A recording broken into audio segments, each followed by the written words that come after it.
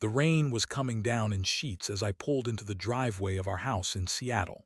The wipers on my old Volvo worked overtime, struggling to keep up with the deluge.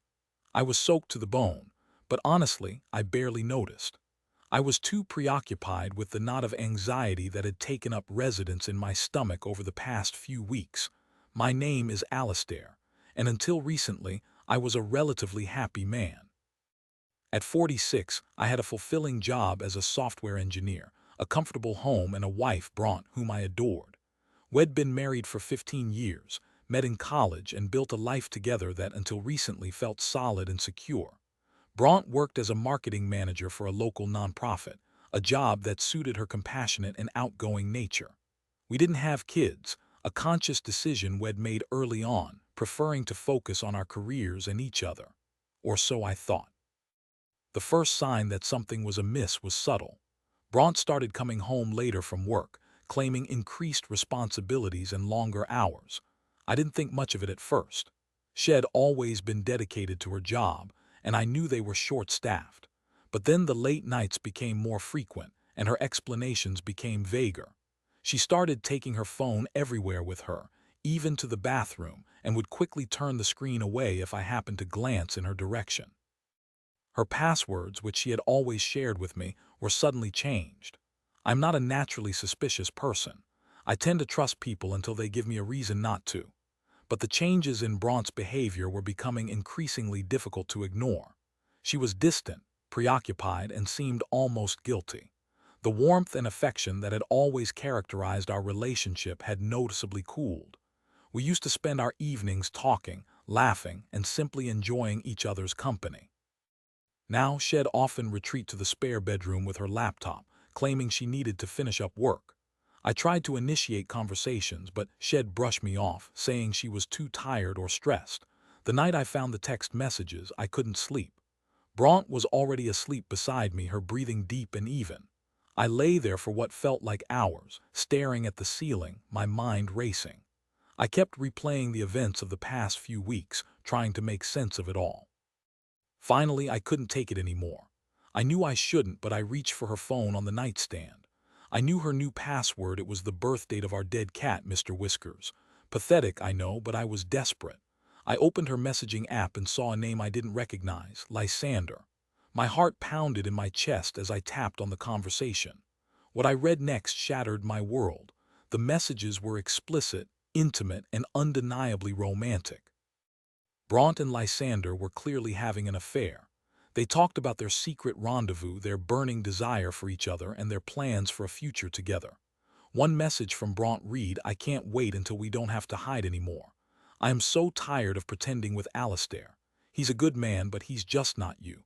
I felt like I'd been punched in the gut. The room started to spin, and I struggled to catch my breath. I wanted to wake Bronte up, confront her, demand an explanation. But I was frozen, paralyzed by shock and disbelief. How could she do this to me? How could she betray me in such a cruel and callous way? I spent the rest of the night tossing and turning, replaying the messages in my head, each word a fresh stab wound. When Bronte woke up in the morning, I pretended that everything was normal. I made her breakfast, kissed her goodbye, and watched her leave for work, all the while knowing the truth. I felt like I was living in a surreal nightmare, detached from reality. I couldn't go to work that day. I called in sick, telling my boss I had a migraine. The truth was my head was throbbing, but not from a headache. It was from the sheer weight of betrayal and heartbreak. I spent the day wandering around the house like a ghost, unable to eat, unable to focus, unable to escape the agonizing reality of what I had discovered. I knew I couldn't stay in the house, surrounded by the memories of our life together. I needed to get out to clear my head, to figure out what to do next. I grabbed my keys and drove aimlessly, ending up at a small park overlooking Puget Sound. I sat on a bench, watching the ferries glide across the water, feeling utterly lost and alone. As the days turned into weeks, I became increasingly withdrawn and isolated. I stopped going to the gym, I stopped seeing my friends, and I barely spoke to my family. I was consumed by anger, sadness, and a deep sense of shame. I couldn't understand why Bronte had done this to me. Had I not been a good enough husband? Had I somehow failed her in some way? I knew I needed to confront her, but I was afraid. I was afraid of the truth, afraid of the pain, afraid of losing the life I had built. But I also knew that I couldn't continue living a lie. I needed to know why. I needed to understand. One evening, after Bronte had returned from work, I finally mustered the courage to speak.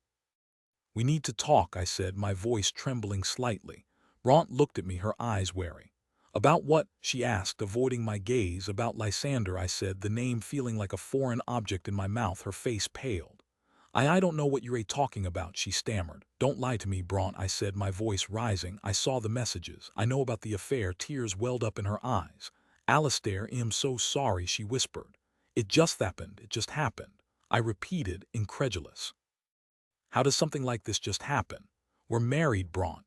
We made a commitment to each other." I know," she said, sobbing. "I never meant to hurt you. I've been feeling so unfulfilled lately. I felt like I was missing something," I said, my voice laced with bitterness. "What were you missing, Bronte? A younger man, a thrill, a chance to destroy our marriage." "No, it's not like that," she said, reaching for my hand. I pulled away, recoiling from her touch. "Then what is it like, Bronte?" I demanded. "Tell me. I deserve to know." She hesitated for a moment, then took a deep breath. "Lysander makes me feel alive," she said, her voice barely audible. "He makes me feel desired. He makes me feel like I'm still young and beautiful." I stared at her, speechless. "So that's it," I said finally. "You're throwing away 15 years of marriage because you want to feel young and beautiful." "It's not just that," she said, her voice pleading. "I love you, Alistair, I do. But I'm not in love with you anymore. I haven't been for a long time." Her words hit me like a physical blow. I felt like my heart was being ripped out of my chest. "How could you not tell me?" I asked, my voice choked with emotion. "How could you let me go on believing that everything was okay?" "I was afraid," she said, her eyes filled with tears. "I was afraid of hurting you. I was afraid of losing you." "You've already lost me, Bronte," I said, my voice cold. "You lost me the moment you decided to betray me." I turned and walked away, leaving her standing there, sobbing. I went to the spare bedroom and started packing my bags. I couldn't stay in that house any longer. I couldn't bear to be in the same room with her.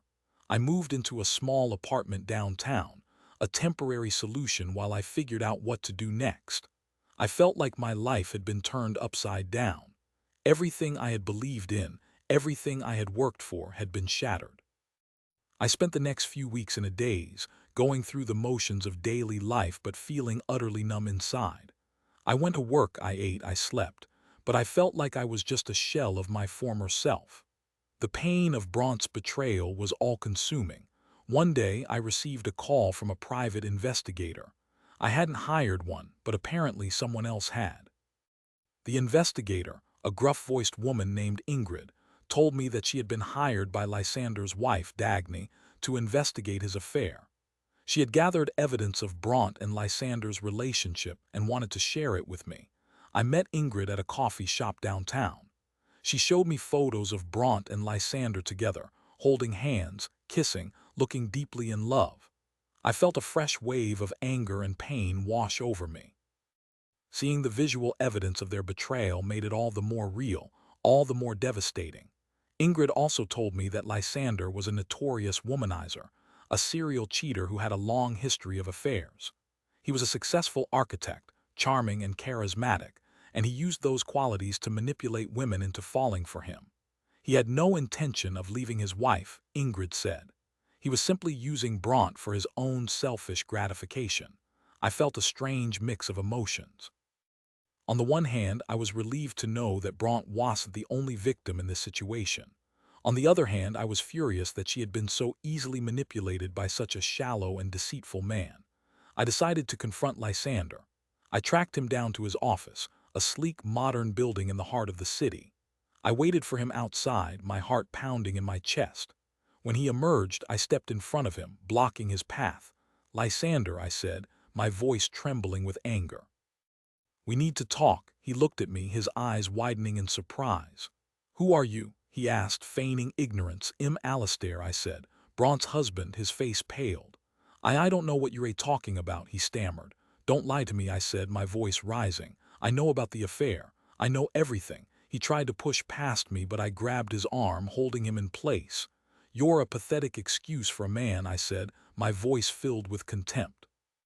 You prey on vulnerable women, you destroy marriages, and you don't give a damn about the consequences.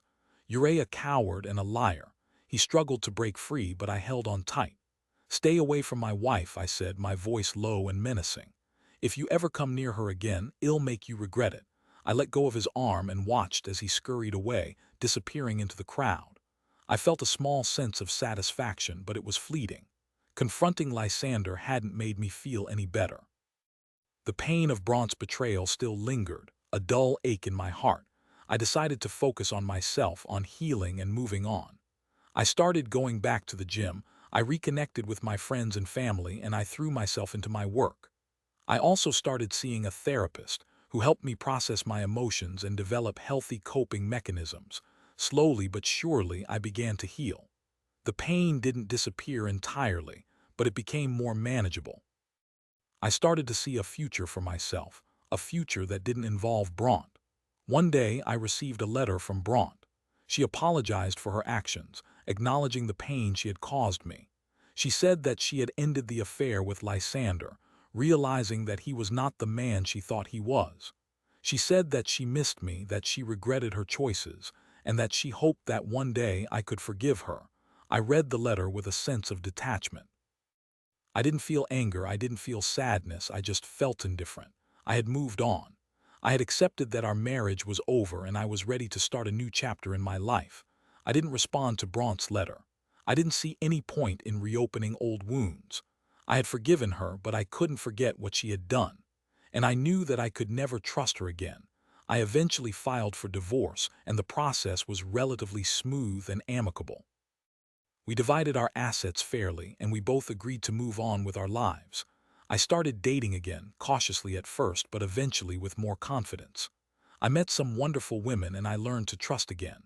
I realized that not all women are like Bronte. There are good, honest, and loyal women out there, and I deserved to be with someone who valued me and respected me. Years later, I ran into Bronte at a grocery store. She looked older, tired, and somewhat defeated. She was alone. We exchanged polite greetings, and she asked how I was doing. I told her that I was happy, that I was in a good place in my life. I didn't mention my current relationship, but I could tell that she sensed that I had moved on. She smiled weakly and said that she was glad to hear it. She said that she was still single, that she had never found anyone who made her feel the way Lysander had, but that she now realized that those feelings were based on illusion and fantasy. We said goodbye and I walked away, feeling a sense of closure. I had survived Bronte's betrayal and I had emerged stronger and more resilient. I had learned a valuable lesson about trust, forgiveness, and the importance of valuing oneself. Looking back, I can see that Bronte's betrayal was a turning point in my life. It forced me to reevaluate my priorities, to confront my weaknesses, and to grow as a person. It was a painful and difficult experience, but it ultimately made me a better man. And while I will never forget what Bronte did, I have forgiven her.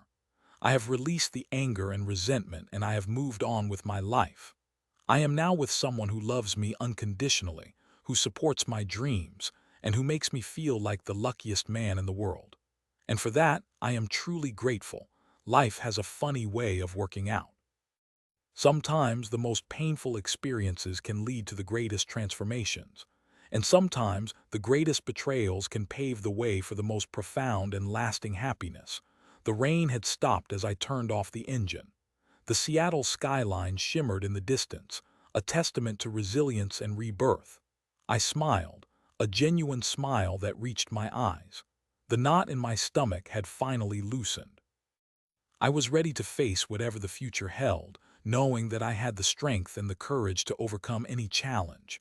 I walked towards the house, no longer dreading what lay inside, but anticipating the warmth and love that awaited me.